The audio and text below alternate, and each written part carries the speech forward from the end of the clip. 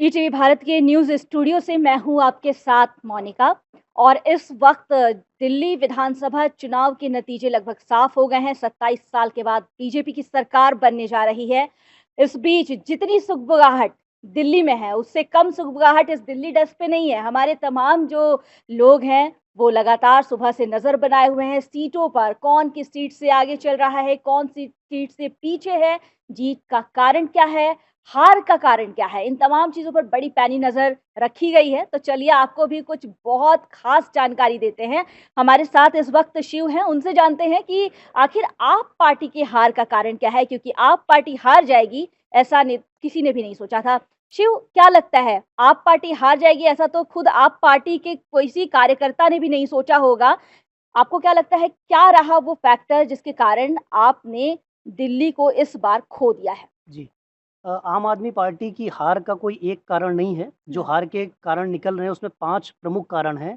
पहला जो प्रमुख कारण है वो भ्रष्टाचार का जो आम आदमी पार्टी पर आरोप लगा, उनके प्रमुख नेताओं पर आरोप लगा, उससे काफ़ी डेंट पहुँचा इस चुनाव में और उनके न सिर्फ़ वीआईपी चेहरे बल्कि मंत्री से लेकर के वो चेहरे भी हार गए जिनकी जीत कभी आम आदमी पार्टी दावे के साथ कहती थी कि ये ज़रूर जीतेंगे। अगर एक और कारण की बात करें तो जनता का विश्वास खो दिया आम आदमी पार्टी ने। जिस तरीके से जो मुद्दे दिल्ली के लिए प्रमुख थे कि इन पर काम करना चाहिए था, आम आदमी पार्टी ने उन पर काम नहीं किया। हुँ। जैसे अभी प्रदूषण को अगर देख लिया जाए तो जनता इससे काफ़ी परेशान रही। जब बाढ़ आई तब भी जनता को काफ़ी मुश्किलों का सामना करना पड़ा। और अगर देखा जाए तो पार्टी के अंदर भी काफ़ी विरोध देखने को मिला। अगर स्वाति मालीवाल को ही ले लें तो वो लगातार चुनाव से पहले और चुनाव के बीच में भी आम आदमी पार्टी का, केजरीवाल का और मुख्यमंत्री आतिशी का भी विरोध करती रहीं। हुँ, हुँ। इसके अलावा जो 8 विधायक थे आम आदमी पार्टी के, उन्होंने पार्टी से बगावत की और वो न सिर्फ़ पार्टी से दूर हुए, बल्कि भाजपा को उन्होंने जॉइन कर लिया। और देखा जाए तो उनमें से ज़्यादातर जो कैंडिडेट बीजेपी ने उनको टिकट दिया, वो अपनी सीट से जीत गए। आम आदमी पार्टी के लगभग-लगभग जो बगावती तेवर जिन नेताओं ने दिखाए, उन्होंने कहीं न कहीं बीजेपी को फ़ायदा पहुँचाया। इससे भी आम आदमी पार्टी की हार इस चुनाव में देखने को मिली।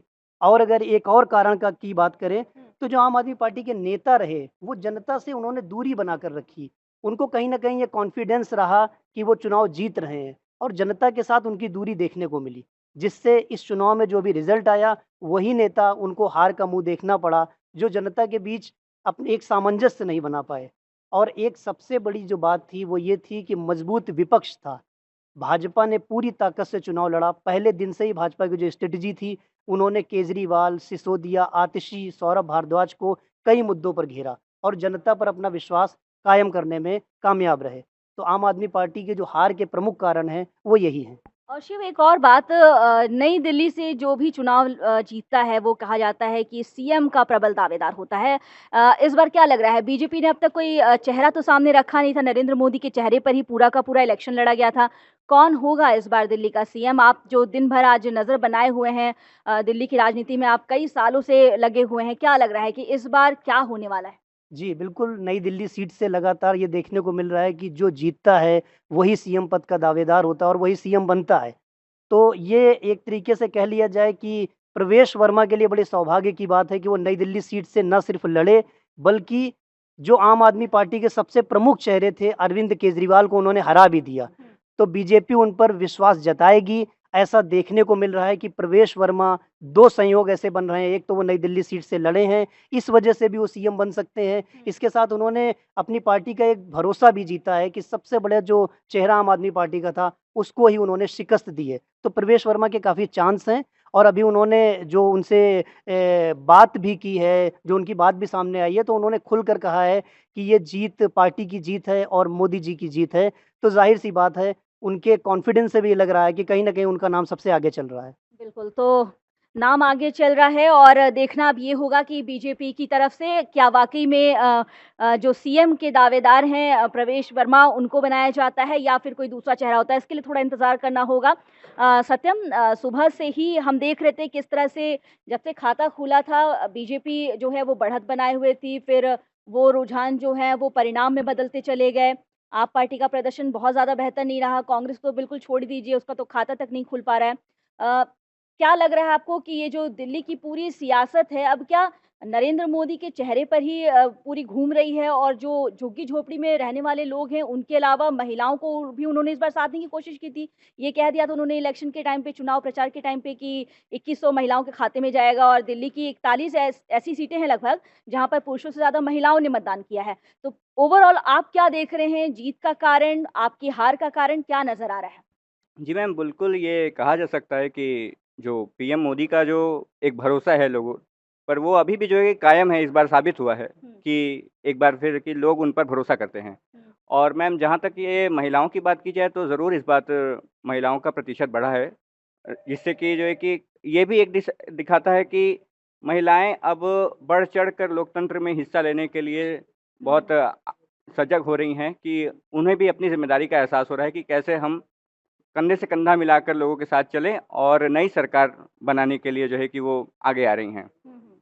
तो जो तमाम सीटें आप सुबह से देख रहे हैं, सबसे ज़्यादा चेंजेज़ या सबसे ज़्यादा आश्चर्य जो अगर किसी सीट के परिणाम को देखकर हो, तो आपको वो कौन-कौन सी सीटें लगती हैं कि हाँ, इस सीट पर ऐसा परिणाम आया, इसकी उम्मीद तो शायद किसी को नहीं रही होगी? कोई ऐसी सीट है?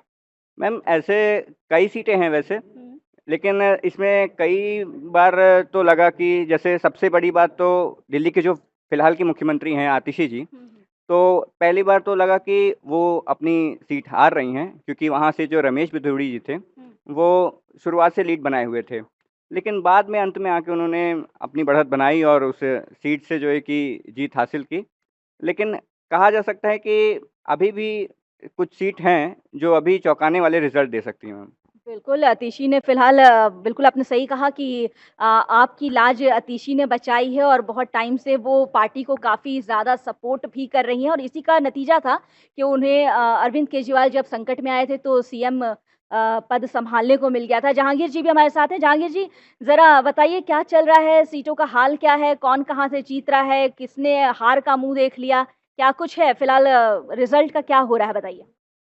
मैम, अभी तक तो तमाम सीटों के रिज़ल्ट आ भी चुके हैं, कुछ हुँ, हुँ। बाकी है। हुँ, और जहाँ तक है, भाजपा ने 48 सीट जीत चुकी है हुँ, और आम आदमी पार्टी भी लगभग 22 सीटों पे जीत दर्ज कर चुकी है, उसमें से कुछ सीटें अभी आनी बाकी है। हुँ, लेकिन सबसे एक बात चौंकाने वाली सीट है करावल नगर की सीट।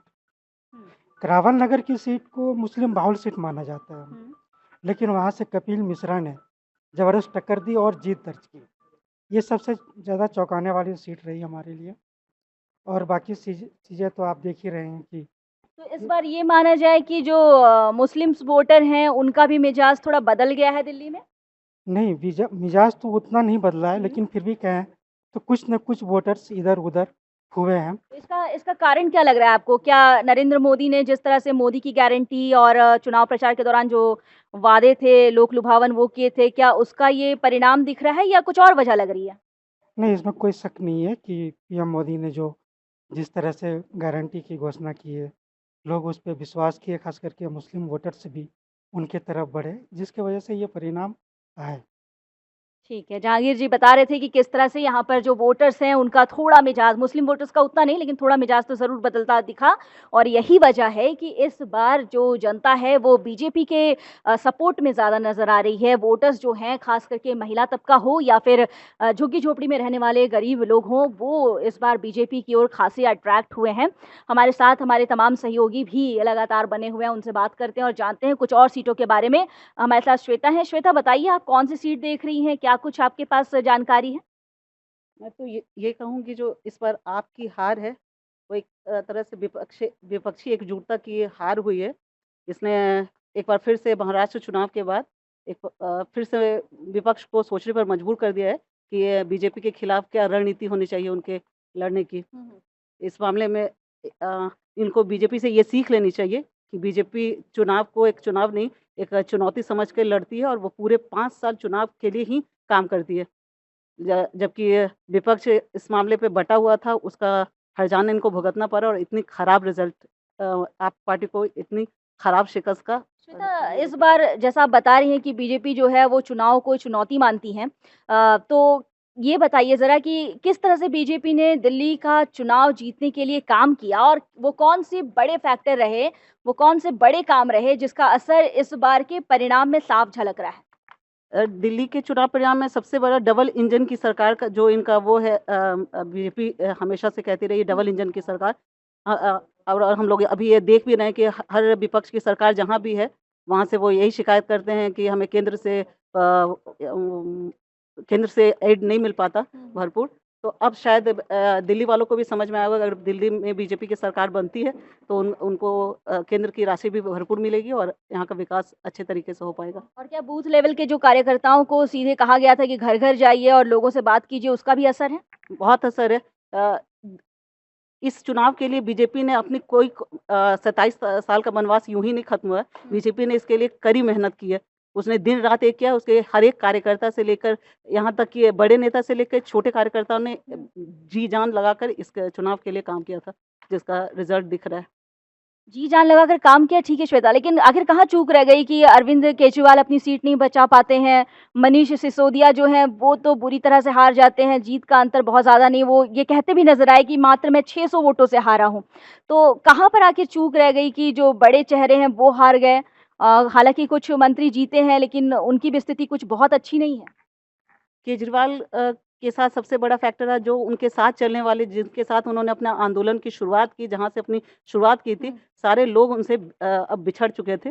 तो जो आदमी अगर ग्रुप को लेके चलने की ताकत नहीं रखता तो उसका बाद में जाके ये रिजल्ट देखने को मिलता ही है। बिल्कुल। ठीक है श्वेता, तो नज़र बनाए रखिए, आगे भी हम आपसे बात करेंगे और अपडेट लेंगे। तो देखा आपने किस तरह से इस बार दिल्ली में सरकार बनने जा रही है बीजेपी की। 27 साल का सूखा अब खत्म होने वाला है, इंतजार खत्म होने वाला है और आज भी नरेंद्र मोदी कुछ खास ज़रूर कहेंगे, उसका इंतजार भी किया जा रहा है। सबसे बड़ी बात कि अब इस बात की ओर भी सबकी नज़रें हैं कि दिल्ली की सल्तनत किसके हाथों में जाती है, कौन होगा दिल्ली का मुख्यमंत्री।